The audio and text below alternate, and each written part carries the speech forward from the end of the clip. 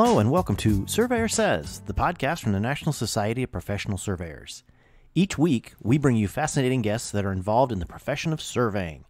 We cover a lot of ground, including Table Lay Talk with Gary Kent, Point of Order with the NSPS Joint Government Affairs Team, Future Focus, highlighting current and future leaders of the profession, and everything survey-related in between. Thanks for joining us here on the podcast, and hope you enjoyed listening to this episode of Surveyor Says.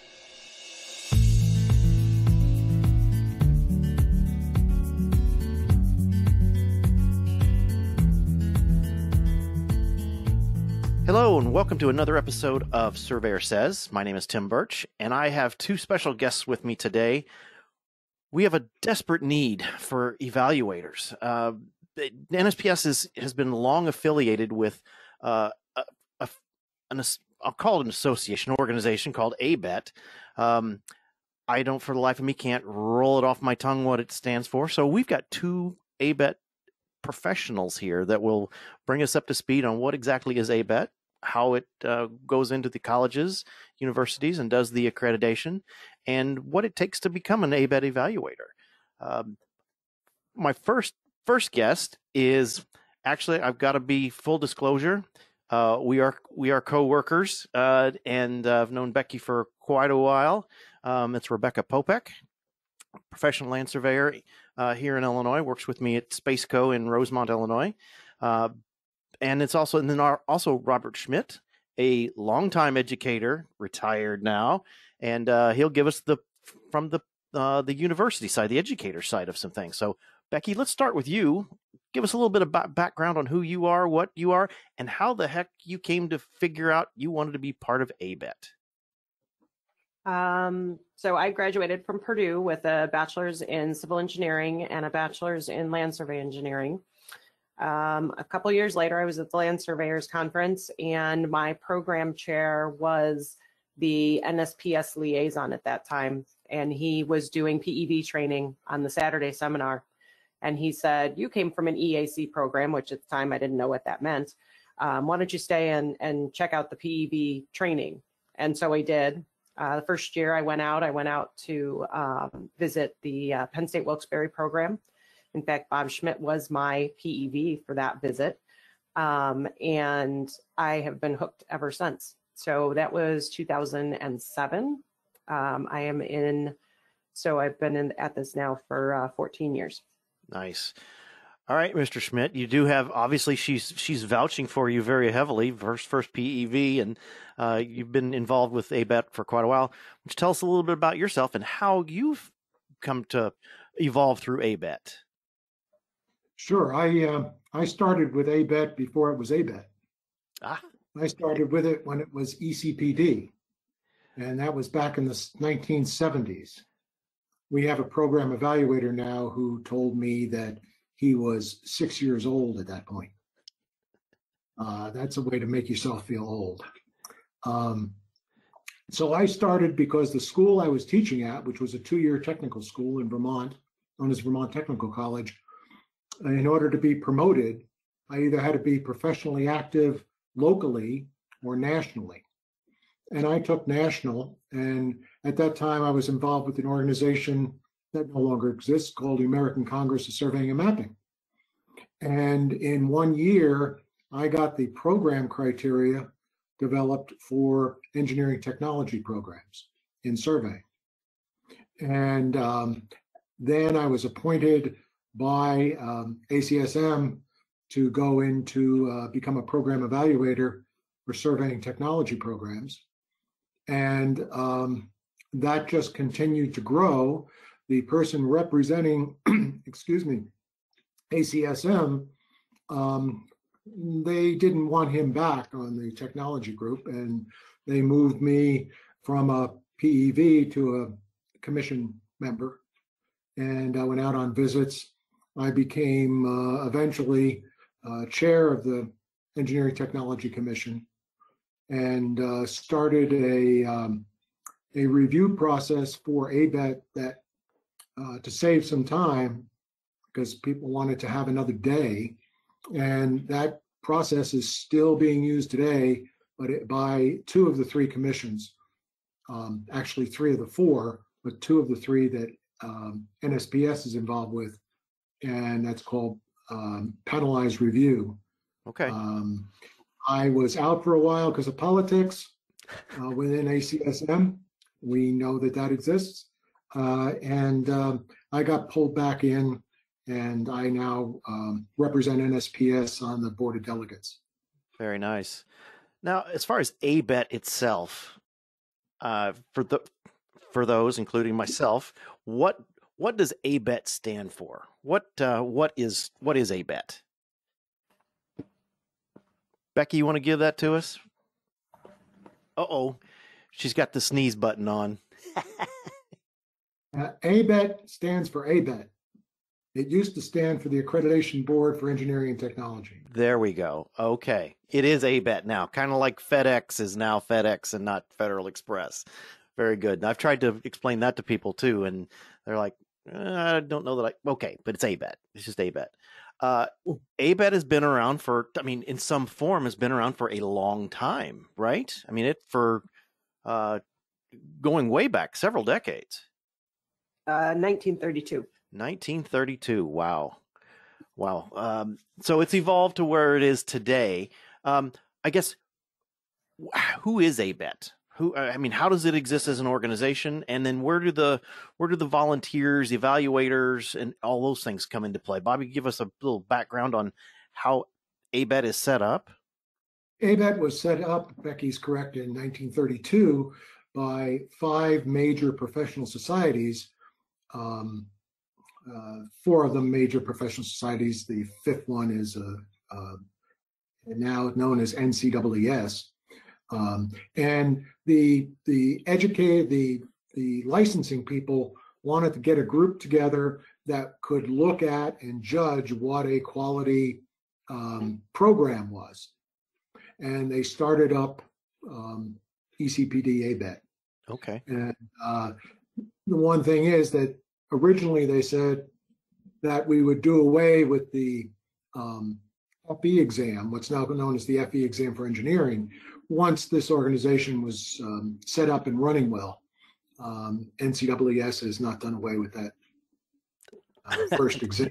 No, I don't think so. No, it's still going. So how big is ABET? I mean, how broad is this? I mean, we're here talking about engineering surveying and such. I mean, just roughly, how many programs are we talking about they actually go and evaluate on? Becki, you want that one? You know? I don't know off the top of my head. I know we can pull that information later. But it's a bunch. It's a lot. One of the things is when he was talking about when it was created by the associations. And so every volunteer represents an association that is looking for an accredited program in order to support their mission.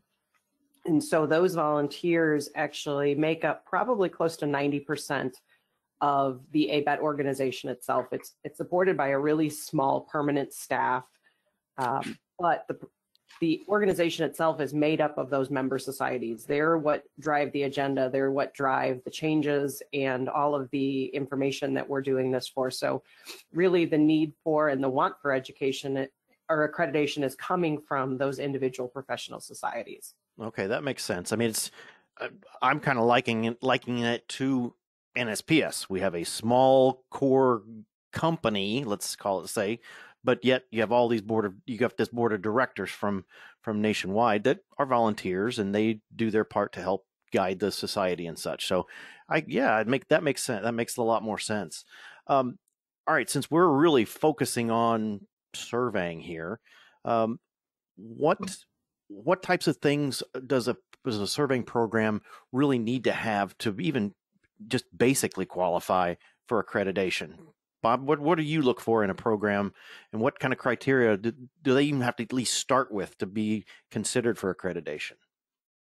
Well, there's what are known as general criteria that ABET has that deals with subjects of science and math, technical, and humanities and social science.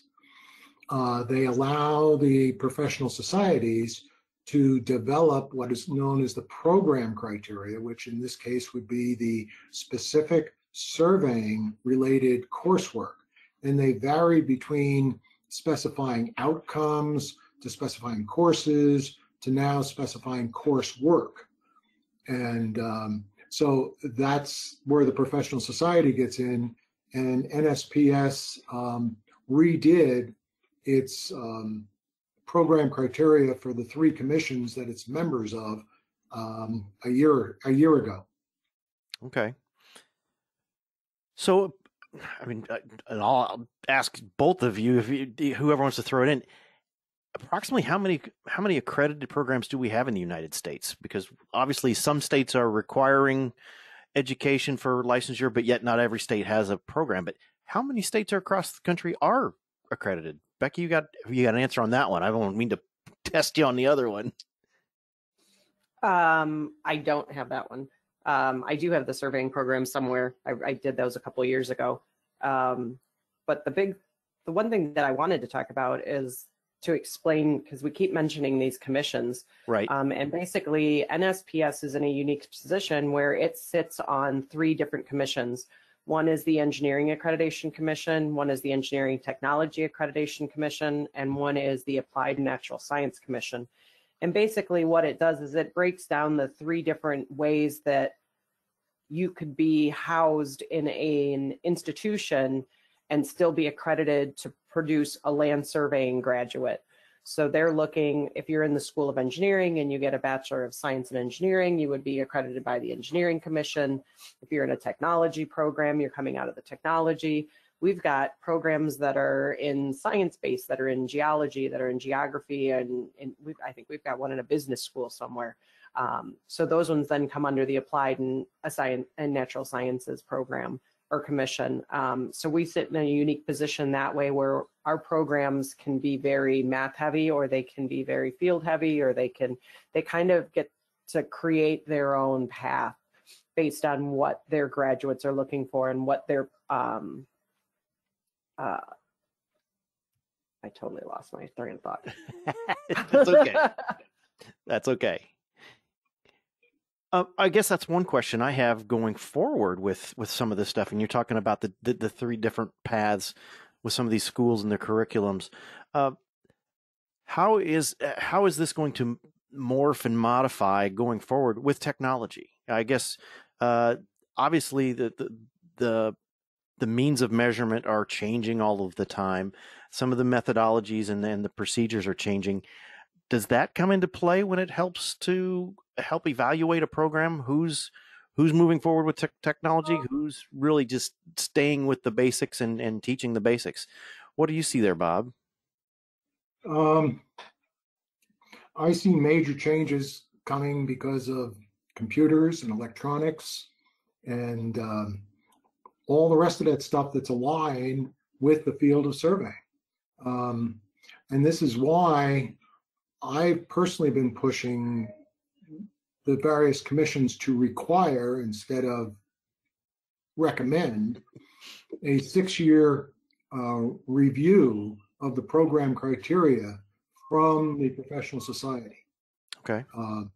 That way we can make sure that the program criteria are current when we review and make judgments whether or not the program should be accredited. Very good. Yeah, because that's one thing that we wonder going forward as a profession. We're desperate for people getting into the educational cycle for licensure and such. We're still lacking some pathways for even technical people to get in, and finding adequate places to teach the technical side. So I guess that's one reason I was asking about what are we doing to help evaluate it? Because I can give you, a quick example is the CST program through NSPS. A lot of people complain that those questions are antiquated. And yes, it's nice to have some of the background of where this stuff goes, but the technology is there. So I was just curious on how ABET was looking forward to tackling things as they change. So besides NSPS, what other societies are engaged with some of these evaluations and with ABET itself? Becki? There's, I don't even know how many to, how to explain that, but it depends on the commission, but there's, I'm trying to think, ACEC for civil engineering. Okay. There's, we've got IH, I don't know. There's basically anything that they're looking to accredit. A society has to step up and provide the evaluators and the accreditation. So basically they take responsibility for that program criteria as we move forward. So what we're doing in ANSAC right now is we're bringing in new programs, and we're looking for societies to take responsibility. We've got geology that's just come across our desk. We've got industrial hygiene, which does have a society at the AIHA. And then we're looking for, there's another physics program. And then math, we're looking at the statistical societies for some of those. So we're actually branching out a little bit past engineering and past technology, and kind of moving into some of those natural and basic sciences. Very good. All right. Well, we said what ABET is programmed to do to go out and evaluate some of these things. Okay, let's take a step back and talk about the evaluators themselves and getting somebody interested in becoming an evaluator for ABET. Somebody that has the knowledge and the willingness to put in some time to learn the criteria and go and be an independent evaluator on some of these things. Bob, what from your perspective, who is a good candidate? Who should look at themselves in the mirror and say, I'm a great candidate to go do that, and I should apply today? They got to want to help the profession, because by them being involved with accreditation, they ensure that the students who are graduating from these, in our case, 29 schools that are surveying schools, our surveying programs, that we are going to continue to turn out quality people that can pass exams, that can work for a company, that can start their own company, and maybe even be interested in working with continuing the profession later on themselves. Sure. So is there, besides somebody that just has the desire to help, is there any kind of minimum education criteria, professional licensure criteria, any of that goes into an application for being an evaluator? Sure. NSPS is not just like, let's pick on ASCE. Right. Since some of us did graduate with civil engineering degrees, Becki. ASCE is primarily there for licensure. NSPS is much broader in scope than that. Okay. Yes, we are involved with land surveying and surveying and geomatics and all kinds of things, but there's also other fields that we require education in the broad field of surveying that has nothing to do with licensure. Sure. And we need to get those people involved as program evaluators. They could have come from a surveying program, but decided not to take the path of being a land surveyor, but wanted to get more into geodesy or anything else like that, or mapping or whatever. And those would be great people. We may find that they may want to go back, relearn some of their land surveying stuff and become licensed there. So if you are aligned with surveying, we would like you to become a program evaluator. If you are not licensed, the NSPS current point of view is, if you're not licensed as a land surveyor, then you must have advanced degrees. Sure. Well, that makes sense. I guess one of the questions I have, and like just piggybacking off of what you just said about some similar technologies, what I've been hearing over the last year or two is in going along with your licensure versus, and I won't say versus higher education and credentials, but kind of in conjunction with that, a lot of the educators that are in these colleges and universities, they may not be licensed, but yet they feel like that, it's kind of slighted that they're not, that there are a lot of highly educated surveyors out there that may not be licensed, that because of whatever they're in, whether it's the geodesy part. I know a lot of geodesists that's a kind of sticks in their crawl. But from what I'm hearing is anybody that has those credentials really should consider maybe doing this if they want to give something back to the profession. Absolutely. And what you find in a lot of the program criteria is a statement now alluding to the fact if you're going to teach what we call design courses, or let's call it a capstone course, where we put all these things together, you have to be licensed. Okay. We believe, and this has come along certainly with my background, that you have to have, I don't know whether to say the word industrial, professional, you have to have experience in the field, right, before you go teach. Exactly. No, I completely agree that, yes, surveying is one of those, I won't say rare professions, but it obviously is very, very beneficial that you've had your hands in profession, doing some operations on the body of surveying before you to go and really teach on a lot of these things. Going back to the actual evaluator, I'm interested. I want to do it. I sign up. Becki, walk me through the process of what does it take now that I've put in an application, I've been accepted. What are the steps to becoming an evaluator with ABET?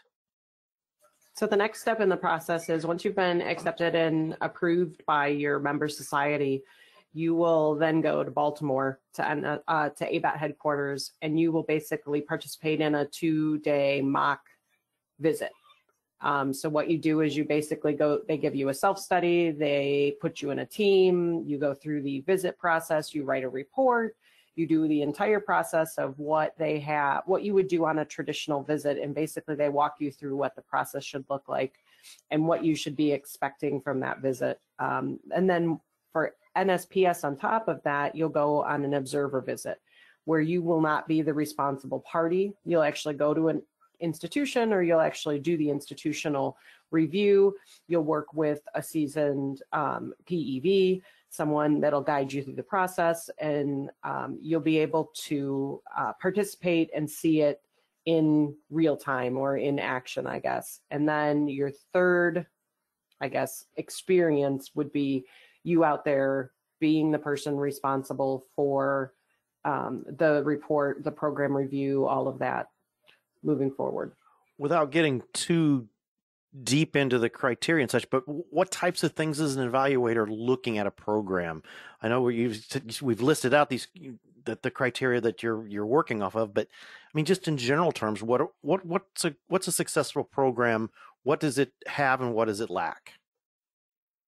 What I feel like the criteria is looking for is they're looking for a sustainable program. They're looking for a program that establishes what the students are supposed to do while they're there, what the industry itself and the constituents are looking for out of their students, what they expect their students to do while they're there. Do they have the support that they need from faculty? Do they have the appropriate faculty? And do they have the support of the overall institution financially and facilities-wise? So basically, we're looking for a well-rounded program. We're looking for support in all of those different areas. And for me, it's a sustainable quality program. All of those pieces put together create that quality program that we know is going to be there in 6 years when we come back, and is going to be producing graduates that are going to get hired by those constituents that are helping to mold the program. what kind of numbers do we have right now as far as evaluators covering the programs, but what are we really looking for? What should NSPS be out there trying to cultivate to get more evaluators? How many are we talking? We talking 2? We talking 10? What where do we need to be in the next 3, 5, 10 years? Bob, what do you think? Sure. To properly answer that question, there are some people that we list on our volunteer list. I call it a volunteer list, that can't go out and be PEVs. I can't be a PEV. Right. I sit on the board of delegates. Why can't I be? Because if a school got a not to accredit in a specific program, I could be pulled in on a jury Sure. to make the decisions. As a member of an executive committee of a commission, which is Becki's position, she shouldn't go out because she's supposed to be a team chair, or she's supposed to be an editor. Occasionally the editors go out as team chairs. I used to. So once you eliminate the people, what I found was we have 7 visits coming up a year from now. Not this coming year, we only have 1. We have 7. We just have enough PEVs. So to answer your question, those people that could go out there's 7 of them, maybe 8. Right. That's not enough. If somebody can't make the visit, then that means we have to go violate a rule or something like that, or get dispensation from the Baltimore office to send somebody else out. I'd love to go out. Chances of that are 0. And it's even 0.0. Okay. So I've talked to Kurt, and I'm suggesting that we get 5 new people this coming year. And then maybe there's a discussion as to, do you ever not become a PEV? Because if I were to stay and no longer on the board of delegates, should I still be a PEV? You know, if I've retired, that's a good question. How technically current am I? Right. That's true. And we have to be professionals and recognize that there's a time when we're not what we were. Agreed. And I wish there's several professionals within the profession that would also realize that too at times. But well, I guess then the one kind of the elephant in the room then right now is COVID. How are programs being evaluated in the age of COVID? Now, hopefully we're turning a corner here. We're going to get vaccinated and all that stuff, but yet it's going to take some time. Like you said, you've in the next year, how does a program, Becki, what's going to happen with program evaluations in the age of COVID? So ABET this year has made all of their visits 100% virtual. There will be no bodies stepping on campus to review any of the programs that we've got going this year. So what we're doing is we are having the programs submit their self-studies. We're doing all of our interviews via Skype or via Zoom. And then what they're doing is they're providing all of their documentation that we would normally see on site. They're providing that electronically through any various number of applications or programs that allow us to access that data. So we're still keeping a similar format of a few days up to 5, because we're looking at schedules and different things like that for the Zoom meetings.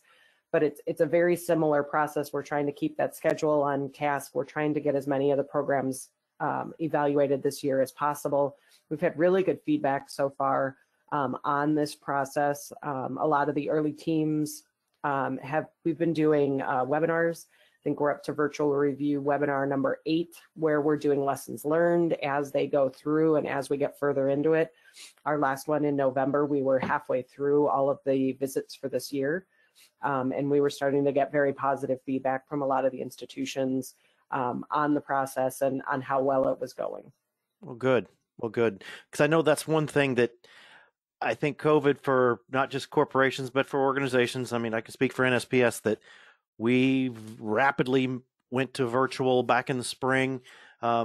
It's obviously it's not what we want to do as far as an organization. It's not what ABET wants to do as far as not being on campus and getting the experience with programs and students and the curriculum and such. But obviously, we do what's necessary for now. But no, I applaud you for at least keeping it up, keeping it going, because it's very, very important.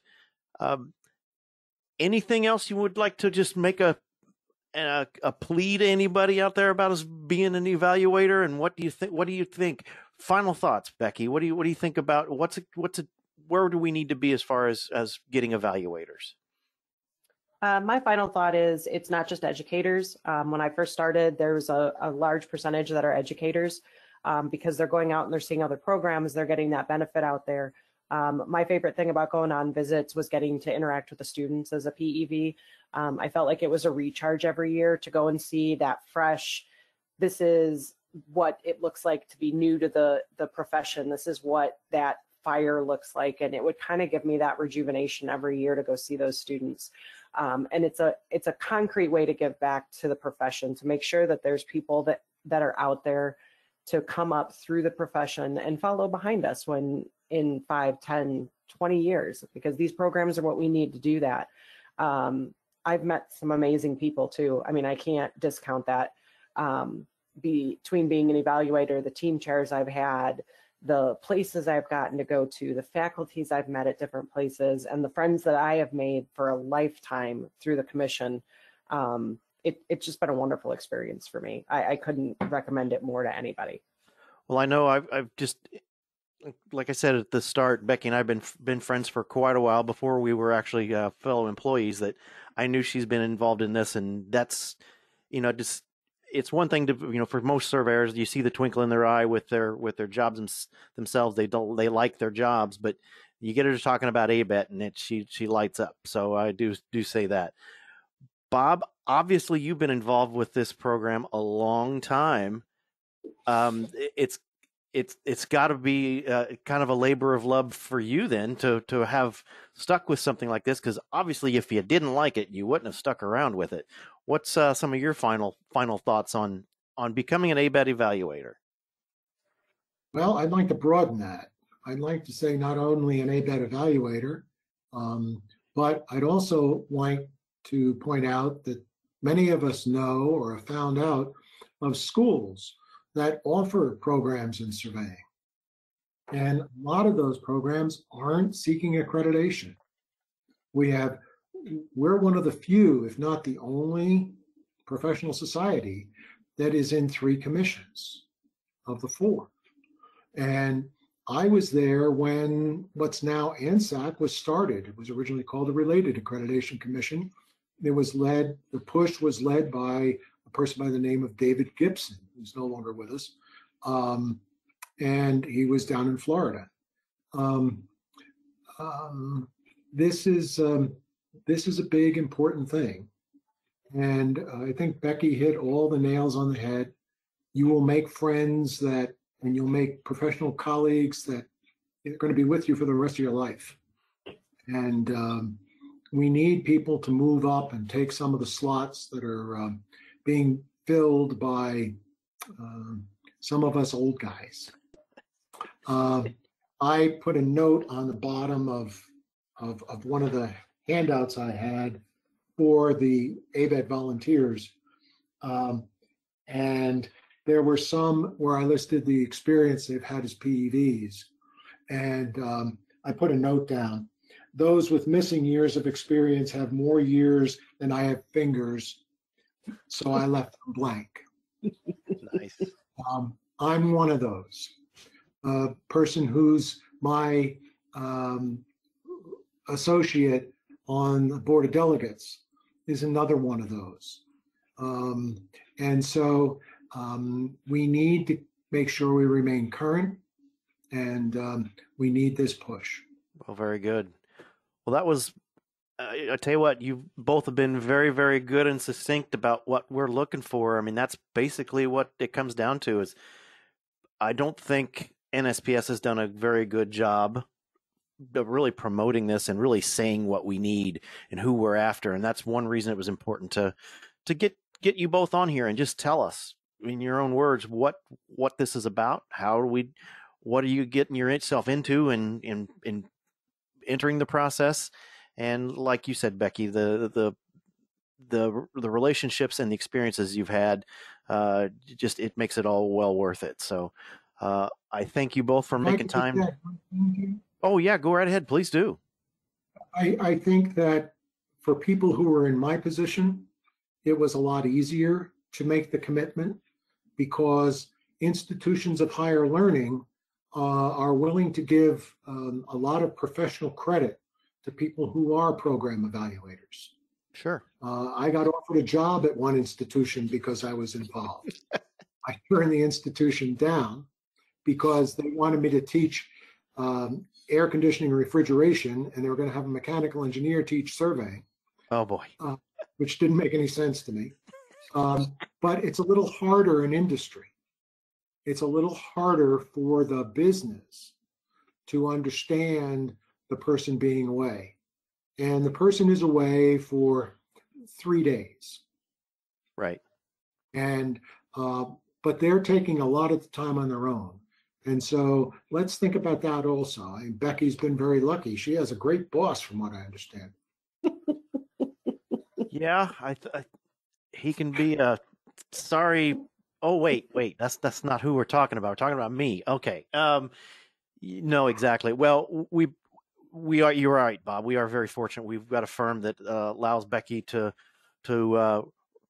roam the world like this past year and every other place in between the several years, and I've been able to be involved with as much as I needed to be with NSPS. So, you know what, you're exactly right. It does take a commitment from companies as well, and that's what I'm always telling the young surveyors as well, that if you try to put yourself in as much stuff as you can, but we also have to commit. We also have to convince the ownership of some of these places.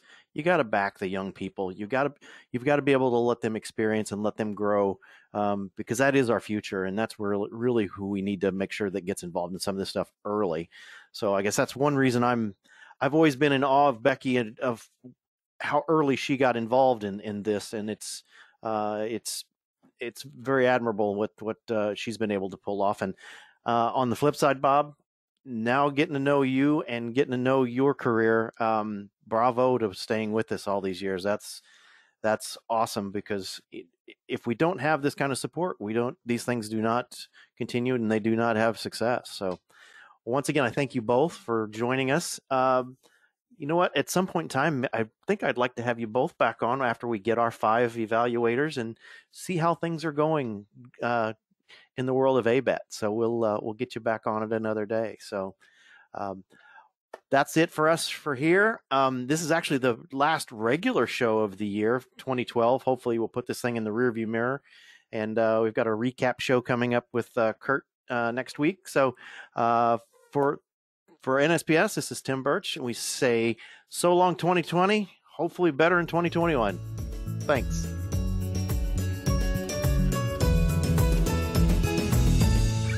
You've been listening to the Surveyor Says podcast, brought to you by the National Society of Professional Surveyors.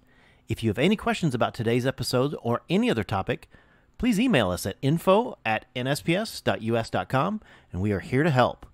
Visit our website, nsps.us.com, to learn more about our association, the programs we administer and support, our sustaining members, and information about future episodes of Surveyor Says. Subscribe to the podcast on iTunes, Apple Podcasts, Google Play, iHeartRadio, Spotify, as well as our podcast host, Podbean. And remember, it's a great day to be a surveyor.